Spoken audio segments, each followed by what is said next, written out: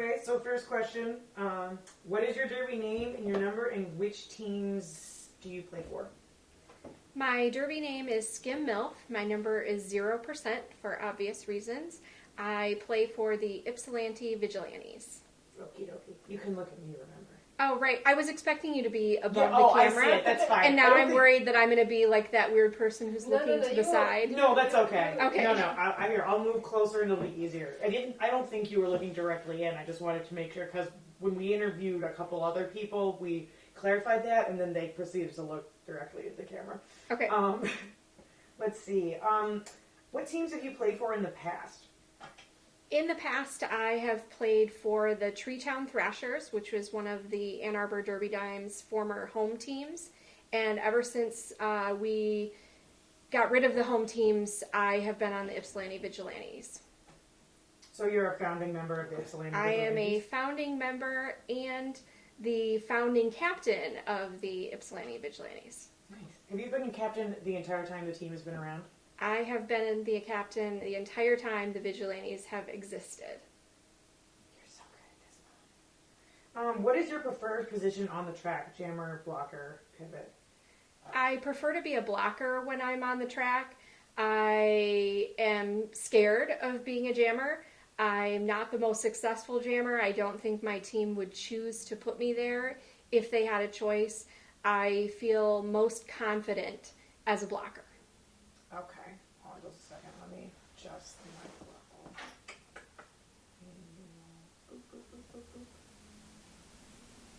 There we go. My volume is okay. Yeah, I think if you want to project a little bit more, you Okay. can. The issue is just we don't have a lavalier microphone, so if it were Right. like on you, you'd be good. Let's see. When did you start skating? I joined the Ann Arbor Derby Dimes at their raw meat boot camp in August of 2011. I was part of the wave 3 of our fresh meat boot camp. Did you skate at all before you came to play roller derby? I never skated before I joined the league except at occasional childhood birthday parties. Okay. Let's see. What drew you to roller derby? What made you come and show up that day at rollers?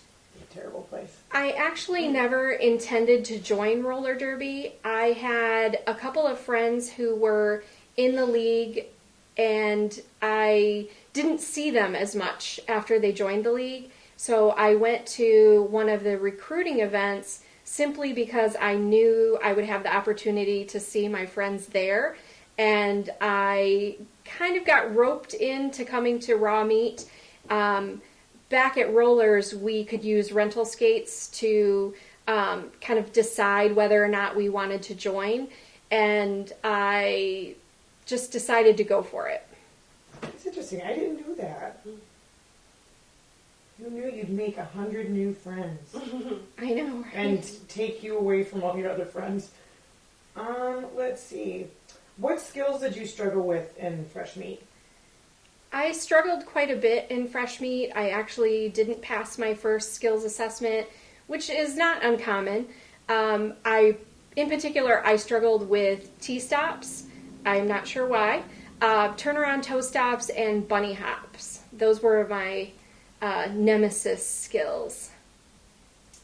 What is something like a skill, a feat, a strategy that you can do today that you thought you would never be able to do? I never thought I would be able to hit other skaters with any kind of force or with a lot of confidence. I actually was thinking about this, and 2 seasons ago, we would talk about our goals before we would play a bout. And I recall my goals sometimes being, I would like to hit an opposing skater 3 times in the entire bout. And today, that seems silly. You did that, didn't you? I remember our last home bout last year, you hit the jammer like 50 times. Well, this was 2 seasons ago Yeah. that I literally just wanted to put my body on an opposing skater 3 times. Because I was very nervous about it and not very confident, in being able to do that. Let's see. What do you think is the greatest obstacle you've overcome in your derby career so far? The greatest obstacle that I've overcome in my derby career is fear. I think that is the number one deterrent for any new skater and also veteran skaters. And it takes a lot of time to be able to just let go. Not just fear of the physical skills, but also anxiety, different social fears, team fears. Am I going to let my team down? So, number one, fear. Do you mind expounding a little bit more on like what specifically you feared? Was it kind of everything, or a lot of those things that you listed, or were there a couple in particular that really you felt like you had to fight a lot? As a newer skater, I was really afraid of injury. I saw people get injured. It's common in roller derby. It's just kind of the reality of the sport. I had other things that I wanted to do, and injury would have made those things really difficult. I'm a mom. At the time, my son was, I think, 11 when I first started, or 12. And I needed to be able to get him to all of his activities. And having something like a broken leg was going to make that really tough. How long has your son been coming to your bouts ever since you started playing? Like, what does he think of all this? What's his reaction, I guess? So when I first joined roller derby, my son was about 12 years old. He was excited for me. He thought it was fun. He really didn't know anything about the sport. When I was choosing a derby name, I approached him about it because I wanted to make sure that he wasn't going to be completely humiliated by my derby name. And I told him that if having that derby name was going to make him feel embarrassed or make it so he did not want to come and spectate at our bouts, that I would not choose that derby name. I had a list of probably 20 other names that I had narrowed down, but he ultimately told me that it was fine if that was the name that I wanted, and that he would still come and watch me play. So Skim Milf it was. Mm-hmm. But he has been coming to watch the bouts ever since. He seems to know a lot about the game now. I think I've heard him a couple times. He comes back to our area and he's like, "Your positional blocking was really good, Mom." And you're like, "Yeah, thanks, Mom." He definitely knows a lot about the game. In fact, before we became a WIFTA league, he actually used to NSO at our bouts. But unfortunately, one of the WIFTA rules is that even our non-skating officials have to be 18 years of age or older. So he was no longer able to do that. I still have the pipe dream of him being our sports stats person, to gain experience before he can go get a nice job with an NBA team or something. Right, that would be awesome. Yeah. So you might kind of mentioned this before. What are some past goals you've had that you met? You mentioned hitting somebody at least 3 times. Were there any others that come to mind?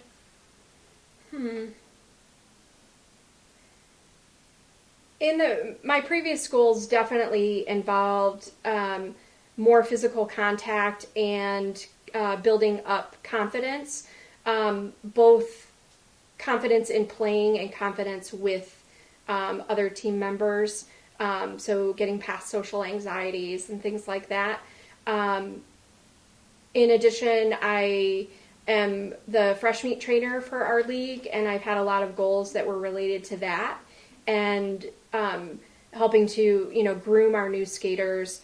While I had a great time in our boot camp, I felt somewhat lost because we had a lot of skaters who were really, really talented, and I didn't feel like that was me at all.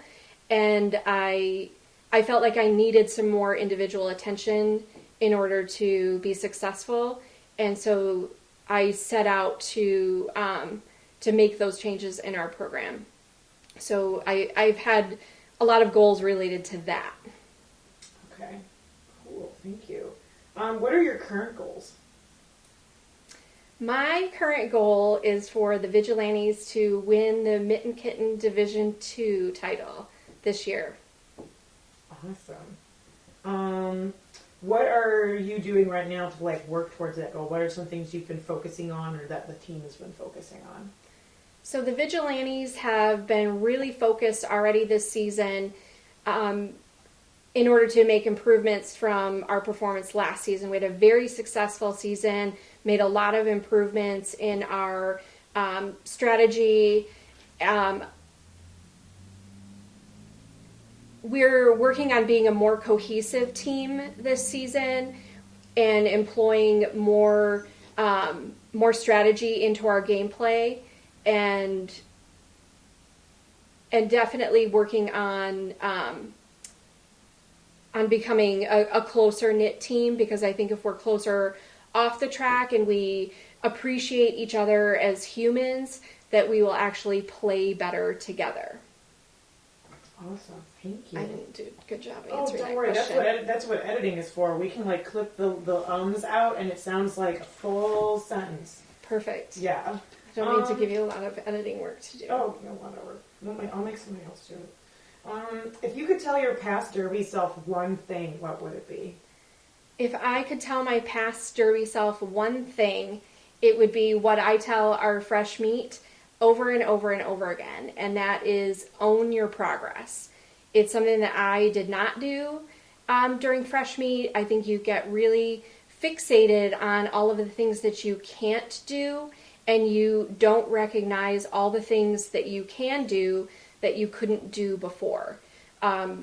You get tunnel vision and you compare yourself to others. One of my favorite quotes is, "Comparison is the thief of joy." And it is definitely true in roller derby. Absolutely. I also needed to hear that. Thank you. Let's see. Any other comments or insights that you can think of? Anything else you just really want to say about roller derby or your past 2 years with ATV? I wrote something down, Oh, awesome. and I can't remember it. Oh, no.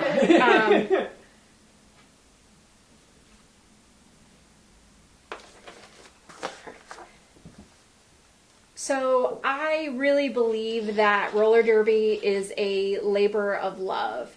I think you really have to enjoy the game and focus on improving yourself, both physically and mentally, skating skills. Let's start that over. Okay.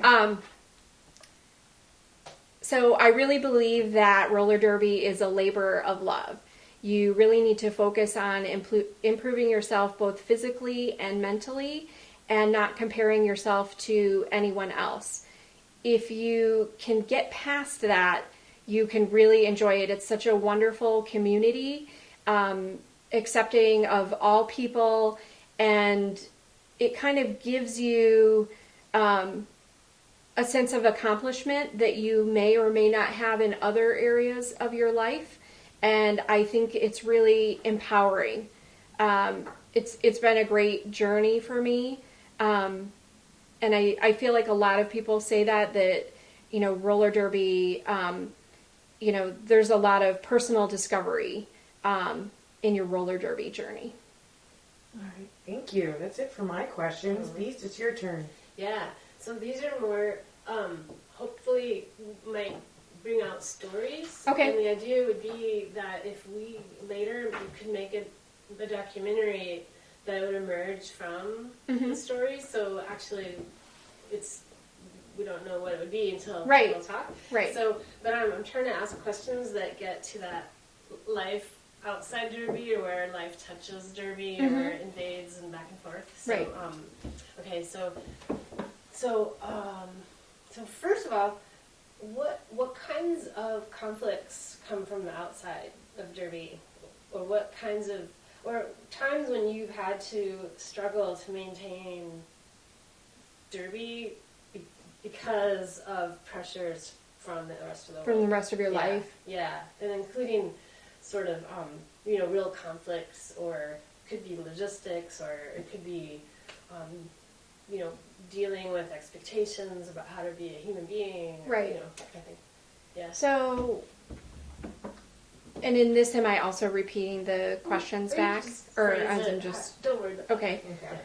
When I first started roller derby, I had some conflicts with trying to balance my derby life, my work life, and my home life. My son was really involved in basketball, and trying to get him to all of his activities, as well as me getting to my activities and having to rely more on his dad to, take some responsibility, was a challenge. I think that asking for help is one of the hardest things in the world to do. In particular, when you're asking help from a person that you don't have a lot of trust in, that they have your back or that they believe in what you're doing. And I was fortunate that my son's dad was very supportive of roller derby and of me taking a more active role in it, and did step up, but there were still moments where it was a challenge. More recently, I changed jobs, and I have some responsibilities that go beyond 5 o'clock. And that has made it a challenge. And, sometimes those are on my practice nights, and I struggle with feeling like I'm letting down my team, or like I'm being judged for not being there. I know that's completely unrealistic. I know that, every team member has, their outside of derby life, and commitments, but it's a mental struggle, right? You know that it's not a realistic concern, but yet you still feel it. Do you have any people in your life at work or elsewhere who try to make you feel bad about derby or say things that, kind of don't appreciate it or its importance for you? Or? Definitely everybody at work supports, my roller derby career. I use quotes around that, because I'm not a lifer. I play for fun. I know that I'm not going to the World Cup, and I'm okay with that. But everybody at work is very supportive, and in fact, they have come and watched our bouts, made signs even, enjoyed our beer at our most recent season bouts. So and like I mentioned before, my son and his father have come and watched. My parents have only come once, but not because they're not supportive. They just live further away. I don't think I have anybody who's not supportive. I think at this point I've been doing it long enough that people understand. It definitely, when most people first start playing roller derby, they get some hesitation from people they know. Aren't you afraid of getting hurt? Or, you don't seem like the type, which I truly believe that in roller derby there isn't a type. But people, don't, they have their, their own stereotypes. So aside from your personal intersection with the world outside derby, right? So if you're surveying the world of derby and seeing how other forces get inside of our community. So for instance, we try to work alongside against sexism in a lot of ways, and yet it does leak back in. Right. So do you have any observations about those dynamics, about what happens with gender expectations when it kind of doesn't live up to our ideal of, I guess, that gender accepting, possibly gender free-ish type place? I think it's really interesting that there are stereotypes about the type of people who join roller derby. I think we all know what those stereotypes are. And I think that the people who join who don't fit into that stereotypical derby mold, I feel like those are the people who can grow the most from being in the derby environment. That they can, maybe they aren't exposed to, people who are non-binary gender in their everyday life, and this is their first opportunity to be, exposed to, people who don't conform to, gender norms, so to speak, or, or who are, I can't think of a best way to phrase it, but basically, I think that exposing yourself to a more diverse population is a growing experience that I think everybody should have, and I think that in addition, I think you can learn a lot about how to appreciate and treat people as human beings rather than you are a professor and this is the way that I treat you, and you are a female professor and I need to treat you this way, rather than just kind of appreciating you as a person and treating you like a human being. Did that make sense? Yeah. Like, I'm not saying that, that people who are, exposed to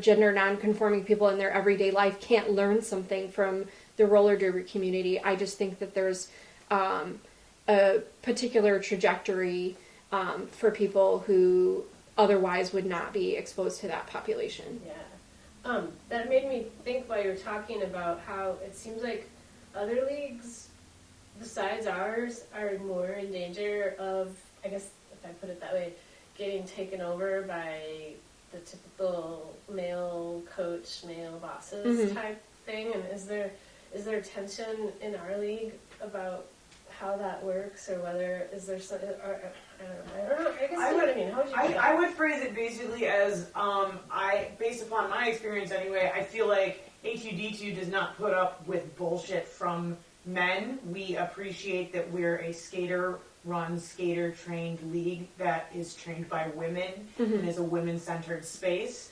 And so, but other leagues that we have played against or who have hosted us at like mixed scrimmages or something maybe have more of that lingering, like, institutionalized sexism present. And I guess the question would be like, what if, have you seen any of that in our league, or like, how do you see that manifest in general in the roller derby world, not necessarily just in our league, just I guess how that dynamic plays out. Because we used to have a couple of, remember we still have Coach Slide right. and Chip used to come in and kind of. Those are my two go-to people to pick up right. this question. But it seems like we have developed some kind of strategies for not letting that happen so much anymore. Right. But is there, like, do you have any I stories? feel like we've learned from the experience of having like a male coach in our league, and I don't think we would change that experience because we did learn from it,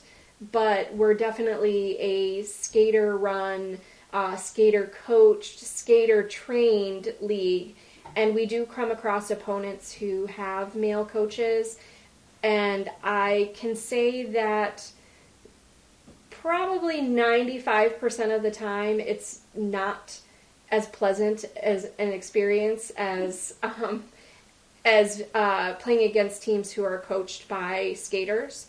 Oftentimes those male coaches are angry yellers, and I don't appreciate the dynamic of a man yelling at a team of women in a degrading way. In addition, I don't appreciate an opposing male coach yelling at my team members or making comments about them to referees within hearing distance of our coach or our team members. We don't do that to an opposing team, so I don't appreciate it when they do, and I feel like it's very few and far between the times that's happened when it's a skater coach or a female coach. Yeah, I feel like investigating that dynamic. I know, what I do makes too. them do that? Literally, Yeah. I mean, we brought it up in the Like, question, but even before yeah. we phrased it like that, everybody that we have interviewed has brought that up. And it's just something unique that we've managed to Yeah. avoid that, and Mhm. I'm kind of interested in what that is. Like, Right. how do Yeah. we Like they're like maintain that? the come onto the track and yell Yeah. at the refs kind of thing. Mhm. Whereas we would, call an official timeout, walk out there, talk to the ref And in a non-confrontational way, yeah. right? We follow Yeah. the process, we Yeah. follow the rules, Yeah. and sometimes these male coaches seem to think that they're above those rules. Because yeah, it seems like male coaches in other amateur sports, there'll be maybe mostly majority male coaches, but they don't.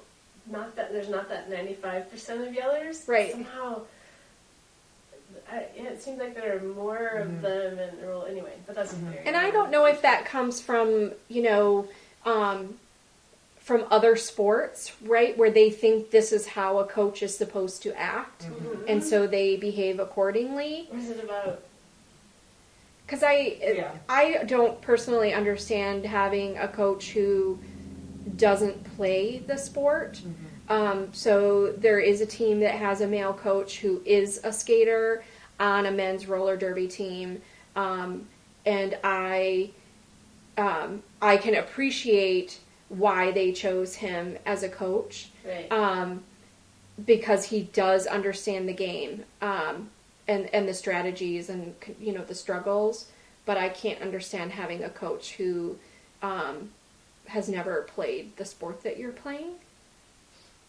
I mean, that's kind of like pulling, anybody who's available and saying, "Hey, Yeah. be our coach." Yeah. Or president. Well, and what I also find interesting / maddening about it too is at least in a lot of other women's sports you'll see men coaching women's teams, but it's because like you see a lot of men who coach like women's basketball or soccer or something, but it's because like those are predominantly men's sports that those men have played, and now they are coaching women, whereas derby is a predominantly women's sport that men are still somehow coming in and coaching, telling women how to play it. Right? Like there's no reason for it to even be happening. Right. It's just and then you're like, well, it's just a. One thing that I do Boston. really appreciate is that when you look at all of the people who are guest trainers or have big training clinics that you can go to, that they are all skaters. I really appreciate it. None of them are, and it's very telling too, right? None of these men coaches are running a big clinic that everybody wants to go to and learn from them. Yeah. Okay. One more question about the outside world, and it's so we're very white. It seems like still in an area, we're in a region that's very multiracial. So we don't have a lot of like Arabic players or Asian players or black players or so it's still pretty white. And do you have ideas about how we could recruit more, or why it's that way, or do you have any stories about seeing the whiteness of derby? Do we assert? Are we pushing people out somehow? Does that happen ever? I mean, just trying to figure it out. Right. I think a couple of things could help to increase the diversity of the league. I think if we held recruitment events in different areas, for example, if we held a recruitment event in Dearborn, then we might be able to recruit some Middle Eastern skaters to our league. In addition, I think that one of the barriers is cost. Derby gear can be really expensive, and I don't think people should spend money on cheap gear that they'll have to replace in a year, because they're going to spend twice as much money.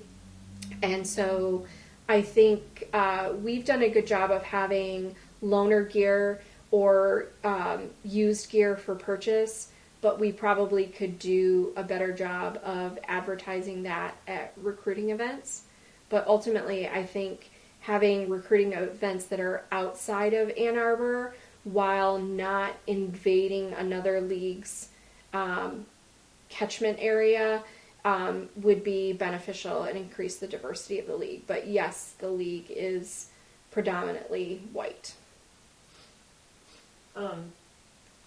That being said, I do think that we have diversity in other areas in the league, but not in the racial and ethnic makeup of the league. So, and then one last question, and this is more free form, trying to just elicit stories, and then we can figure out how to rephrase it. But what's the worst you've ever seen Derby bring out in a person? I mean, it brings out the best in so many ways, but sometimes you get these, or maybe not even a single person, but like situation, like what's the worst it can go? I think because Derby is a full contact sport, where aggression can come into play, sometimes more so than strategy. I think there is danger in skaters who revenge hit, if you know what I mean. So, for example, I knock you down on the track and you're really, really pissed about it. And you have made it your mission to make my life miserable on the track to the point where you're almost not playing the game anymore. You are just trying to beat me down. I think that it's dangerous physically for both skaters because even the aggressor is not paying attention to safety anymore. They're just focused on trying to make you pay for knocking them down. I think that would be more common in a really, really strong skater that doesn't expect to be knocked down, and then just gets really upset about it. Yeah. I don't think it's a really common thing, but I have seen it happen. I've seen it. I can't figure it out because I mean, even in karate, I get hit in the face. I don't know. I can't stay mad at a person for playing the game hard. Yeah. Or even if they broke me, I was still like, I don't get that revenge. Does it come from some other? I mean, where does it come from? Do you have a theory? Theories? Well, my theory is it's probably, there's a personality issue there, right? Or something going on in their outside life. Mm-hmm. Some people are just angry people. So it's like a lightning rod and then it gets activated? Right. Okay. I mean, that's just, hypothesizing. Yeah. Mm-hmm. But you can see that, right? Mm-hmm. You can tell that they see red, right? Yeah. They get the angry face and laser eyes for you, and you just know. Mm-hmm. How long does it last? Do you think this revenge phase is it with 10 minutes, an hour, 3 weeks? I mean, I think it probably depends on the person. Yeah. I mean, for some people, they could satisfy that need for revenge by hitting you one time, and then the jam is over, and it's, clean slate. Mm-hmm. Other people will, look for you, right? And every jam that you're out there with that person, right, they're looking for you. And I think that sometimes when that happens, if the person that they're targeting already feels like they're a weaker link, it really brings them down. So not just physically, but it's soul crushing, Wait, yes, it is. Yeah. Interesting. right? Yeah, we use the term soul crushing in Derby when we're talking about dragging a jammer back for 40 feet, is soul crushing, but this is a different kind of soul crushing, right? It makes you not want to play. Yeah, and also it seems that some people are better at seeing that that's even happening, and you can be targeted and not know you're being targeted, and so then you just could think that you just suck, Right. And then your soul. Well, and I think there's a difference, right? You can choose to, you can find the weak link in a wall and you can use that to your advantage, but you can do that without making someone feel worthless or making it personal, right? I think we all know when we maybe are the weak link in our wall. And I would expect any jammer after a few jams to be able to figure out where they should try to go to. I mean, that's just smart playing, and I have no issue with that. It's when you are beating somebody with the intent to crush their soul, right? You're doing it not for a purpose, but just to do it. I wonder if it would be possible ever to find footage of that happening without getting in big trouble with, like, people, like, if it were on other teams and we blacked out the face. I mean, we'd have to find it on another team because we wouldn't be able to use people from our own league. I mean, if somebody videotaped the 5-on-5 yesterday, we could see it a couple of times. I'd be interested to pursue that. I don't think anybody did. I don't think R2 had R2 it. didn't have his camera on, no. But it happened yesterday. Has it ever happened and then the person it happens to knows it's happening but no one else believes them and thinks that they're taking it too personally? Or do people generally all see it and go, yeah, they're totally picking on you? Or Unfortunately, I think that most of the people would not say anything because they would feel shame, which they shouldn't feel, but I think that they would, and they would sit at the bench upset and probably not say anything, even if another skater, inquired. They, I don't know that they would fully disclose that that was the reason that they were feeling upset. I think it's another instance of not wanting to show a sign of weakness by feeling upset at the bench. Right. Because you get in the circle of, well, maybe they picked me out because, and then, well, maybe open. Yeah. Right. Wow. Yeah. And I think it's, we all have feelings, right? Sometimes something happens on the track and you maybe just need to go cry about it for a second on the bench.